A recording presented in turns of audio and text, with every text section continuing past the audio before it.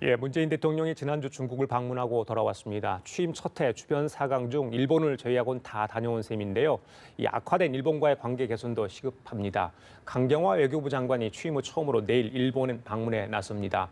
오는 28일 위안부 합의 20주년을 앞둔 시점이라서 그 배경에 관심이 쏠리고 있습니다. 이 시간 남창희 인하대 정치외교학과 교수 모시고 자세한 얘기 나눠보도록 하겠습니다.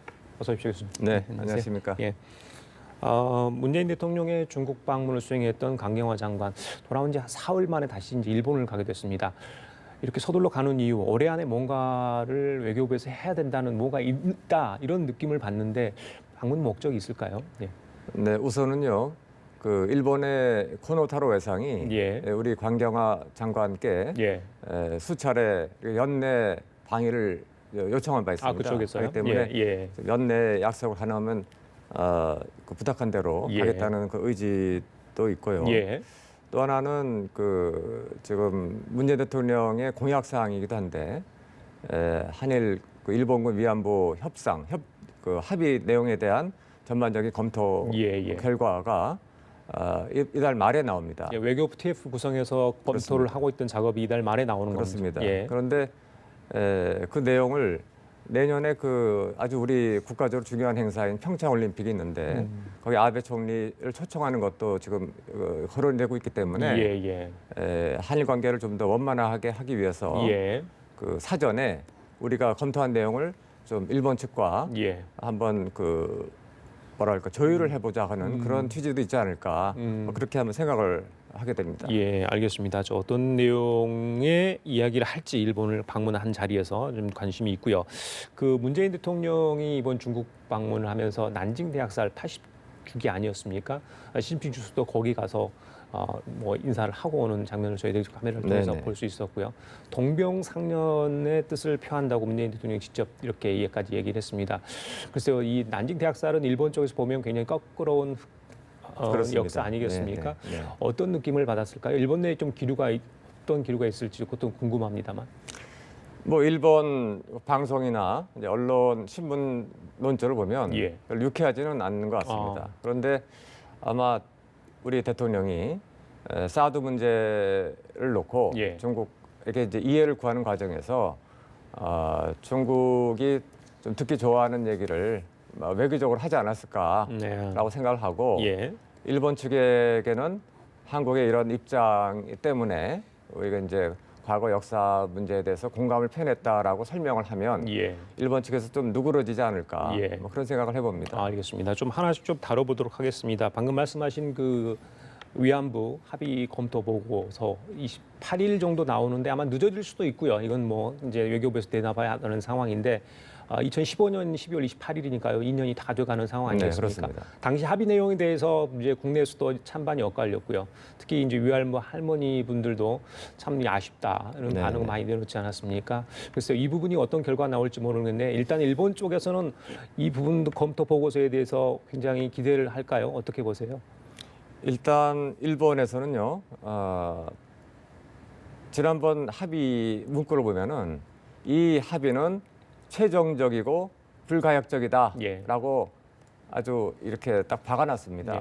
그렇게 한 이유가 이제 일본 측 주장입니다만은 한국은 합의를 해놓고 나중에 딴소리 한다. 정권이 바뀌면 또 뒤집는다. 네. 그러니까 믿을 수 없기 때문에 과연 협상을 할 수 있겠느냐라고 그쪽에서 이제 좀 얘기를 했고 그게 이제 반영이 돼서 그 문구가 들어갔는데 뭐 일본 입장에서는 상당히 일단 경계했고 하지만은 이번 그 강경화 장관 방일 통해 가지고 예. 양측이 예. 최대한 수렴할 수 있는 안으로 노력을 해보고 예. 그게 성공한다면 처음에 이 TF 합의 결과에 대해서 민감하게 경계심을 표현했던 일본이 조금 입장이 톤 다운 될 수 있다. 예. 누그러질 수도 있다. 뭐 그런 예상을 해봅니다. 아베 정부의 입장은 뭐 일관되죠. 이 합의를 존중해 달라는 게 뭐 일관된 목소리 아닌가요? 그렇습니다. 심지어 일본의 그 강경 세력 예. 중에는 만약 한국이 애써 일본이 합의한 그 당시 미국이 상당 압력을 가했거든요. 예. 일본 그 양보하라고. 예. 그것을 이번 다시 정권이 바뀌었다라고 해서 파기한다면 예. 평창 올림픽 뭐 아베 수상의 뭐 참석이라든가 뭐 그런 가능성은 매우 낮지만은 예, 예. 평창 올림픽에 약간 좀 고춧가루 뿌리겠다고 한 그런 의사 표현 한 사람도 있었거든요. 예. 그래서 일본에서는 아무래도 이거를 그 한일 관계, 그 문재인 정부의 한일 관계 미래에 대한 시금석으로 예. 그렇게 보고 있는 것 같습니다. 그러면 방금 말씀하신 것을 달리 해석하면 일본 쪽에서는 이 평창 동계올림픽에 아베 총리의 참석 여부를 지렛대로 해서 이 위안부 합의에 대한 어떤 다른 요구를 할 수 있다. 그럴 가능성도 뭐 배제할 수 없다 봅니다. 아, 그래요? 네, 알겠습니다. 문제는 이제 지금까지 한일 정상회담이 제대로 지금 열리지 않고 있잖아요. 소위 말해서 셔틀 외교가 거의 단절되는 그렇습니다. 상황. 한일 관계가 최악이다 이런 지적을 합니다. 관계 복원이 필요하다고 이제 정부도 알고 있고요. 근데 네네. 문재인 정부는 글쎄요. 방금 말했던 한일 위안부 협상 관련해서 다시 한번 재검토가 공약이기 때문에 이런 문제가 쉽지 않을 것 같은데 일단 투 트랙 기조 아니겠습니까? 과거사, 역사 문제는 역사 문제고 네. 경제와 안보 문제는 또 다른 트랙이다. 이렇게 해서 기조를 가지고 가는데 그래서 일본 쪽에서는 이걸 어떻게 보고 있는지도 사실 궁금하거든요. 네, 일단 우리 외교부가 예. 아마 투 트랙 어프로치, 투 트랙으로 접근한 게 좋다고 생각합니다. 예. 하나는 말씀하신 대로 예. 지금 박근혜 전 정부 때는 한일 외교 역사상 상당히 그 비정상적인 그 모습을 보였습니다. 예. 한국 대통령이 한 번도 일본에 간 적이 없거든요. 그래서 그런 점에서 이제 최악의 한일 관계였다라고 평가를 받고 있기 때문에 예. 문재인 정부는 어떻게 해서든지 이걸 좀 복원해야 되는 하나의 그 큰 사명을 갖고 있는 거죠. 그런데 이 한일 일본군 위안부 문제와 연관돼서 지금 외교부가 아마 고민을 하고 있는 점은 예. 두 가지의 투트랙인데 예. 하나는 안보 문제와 과거사는 분리하겠다. 예. 박근혜 정부는 그렇게 안 했거든요. 예. 지금 정부는 그렇게 하겠다 함으로써 지난 정부와 차별성을 보이겠다는 거하고 또 하나는 이번에 뭐 예정대로 이달 말에 그 한일 일본군 위안부 합의 TF 있죠. 예. 그 검토 결과 보고서가 나오더라도 지금 외교부는 그게 민간이 주도한 거라라고 이제 아마 이제 주장하면서 예. 정부는 이대로 이거 뭐 제한된 그대로 실행하지 않을 수 있다라고 하는 것을 아마 예. 일본 측에게 조심스럽게 전달할 수도 있다고 봅니다. 그러면 네. 그러니까 조심스럽게 전달이 그러니까 평창 동계올림픽 참석 글쎄요 이게 아베 총리 참석이 반드시 필요한 사항인지 모르겠습니다만은 한일 관계를 위해서 그 조처 사항들에 대해서 조금 미루거나 예를 들자면 그렇죠. 좀 순화시키거나 뭐 이렇게 할 수도 있을까요? 말씀하신 대로 예. 평창 올림픽 이후로 예. 실행을 연기하거나 예. 아니면은 뭐 내일 당장 아마 회의를 할 것 같은데 예. 그 양국 외상간에 예.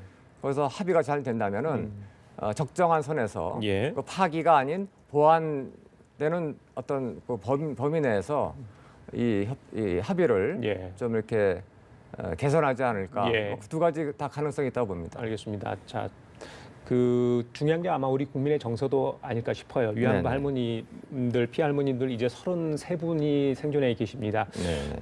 고령이어서 정말 걱정이 많이 되는 부분이 있는데, 자, 그 지난번에 위안부 기록물도 세계 기록문화유산에서 일본의 어떤 방해 그렇죠. 공작이랄까요? 네네. 압력으로 인해서 사실 이 실패하지 않았습니까? 네. 보류가 됐는데, 네네. 자 이런 걸 할지 한일 관계는 양국 간의 국민들의 정서가 굉장히 많이 반영되고 정부도 이걸 읽으면서 같이 좀 진행을 해야 될 것 그렇죠. 같은데 어떻게 네. 보십니까 그 부분? 이 사실 그 일본군 위안부 문제처럼 우리 민족 정서에는 뼈아픈 사례가 없습니다.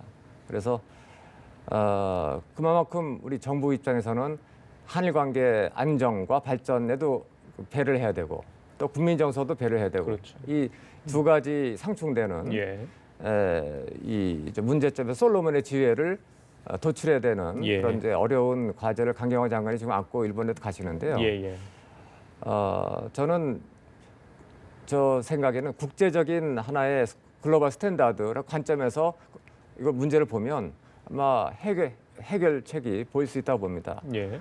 하나 말씀드리자면은 일본 그 군이 관여했다는 거, 그다음에 국가가 배상한다는 내용 이번 합의에 들어가 있습니다. 명확히 들어가 있습니다. 국민들은 잘 모르시는 분도 계신데 단 문제는 이 할머니들의 이 한과 아픔을 돈으로 해결하고자 하는 그런 이게 보임으로써 할머니들의 자존심을 더 예. 상처를 입힌 예. 그런 측면이 있거든요. 예. 그래서 그 점을 어떻게 하면은 진정성 있게 일본이 기왕이 사과를 했으니까 예. 문서를 했거든요. 그러면 예. 좀 더 할머니들의 한을 푸는 예. 그런 방향으로 유도할 수 있는 거 한번 연구해보고 예. 또 한 가지는 그 당시 10억엔이라고 하는 액수가 이게 일본 입장에서는 국가 위신과 일본의 명예에 달린 큰 문제였습니다. 근데 그런 큰 문제로 보기에는 사실은 너무 초라한 액수였거든요. 그래서 이것이 또 하나의 문제점이 되는데 예. 그렇다고 해서 우리가 또 이걸 액수를 올려달라고 얘기하는 것은 우리 국격에 맞지 않다고 봅니다. 그렇죠. 하기 때문에 우리 국격을 유지하면서도 또 일본이 좀 더 성의를 예. 보일 수 있는 또. 뭔가 솔루션이 예, 솔로몬의 지혜를 아마 찾아낼 수 있다고 봅니다. 알겠습니다. 자, 한중일 삼국 정상회담도 계속 표류하고 있죠. 개최국이 일본인데 지금 열리지 못하고 있는 상황입니다. 이번에 이제 리커창 총리도 삼국 정상회담에서 굉장히 긍정적인 답변을 그렇죠. 한 것으로 네네. 알고 있습니다. 그게 아니더라도 문재인 대통령이 개별적으로 일본을 방문할 가능성이 있다고 보십니까? 일단은 일본 정부도 예. 한중일 정상회의는 상당히 중시하고 있습니다. 왜냐하면 이번에 일본 동경에서 하는 이제 순번이 그렇게 돼 예, 있거든요. 맞습니다. 하기 예. 때문에 뭐 작년에 그랬고 일관되게 일본 정부는 하고 싶다 의향을 표명을 했는데 한중일 정상회담을 통해서 만나는 것도 한번 타진해 보고 예. 그게 안 되면 말씀하신 대로 평창 올림픽 전에 만일 아베 총리가 평창 올림픽에 뭐 참석을 하는 거를 확약을 해준다면 또 어쩌면 확약을 하지 않더라도 예. 한일 관계 안정화를 위해서는 지금 미국, 러시아, 중국 다 방문했는데 맞습니다. 또 일본을 또 자꾸 미루면은 예. 또 이게 지금 최악의 한일 관계 회복에 모멘텀을 잃을 수 있거든요. 예, 그렇기 예. 때문에 평창 올림픽 전에 예. 아마 방위를 검토하지 않을까 생각을 합니다. 알겠습니다. 이번 강경화 외교부 장관의 방일이 양국 관계 개선에 모색하는 기회가 될 수 있을지 좀 지켜보도록 하겠습니다. 자, 지금까지 남창희 인하대 정치외교과 교수였습니다. 말씀 감사합니다. 네, 예. 고맙습니다.